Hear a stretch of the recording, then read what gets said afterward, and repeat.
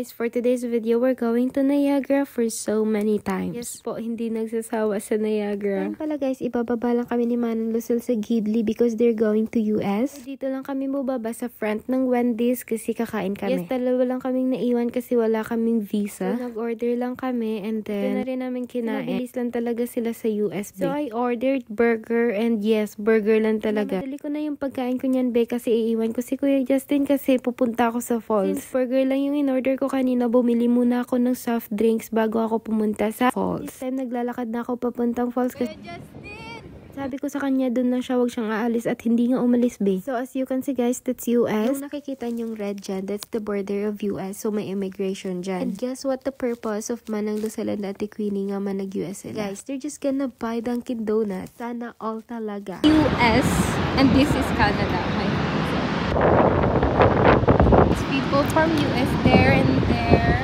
The blue one and these are the people from Canada.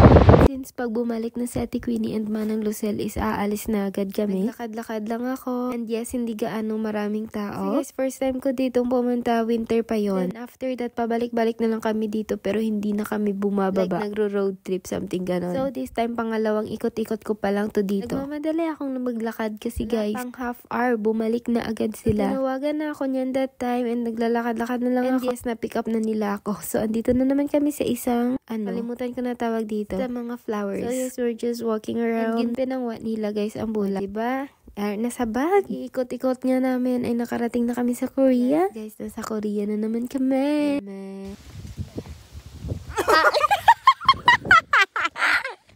Harna! Ay, guys!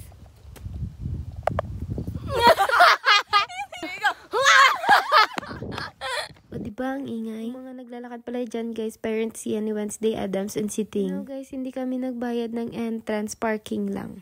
What does the fox say?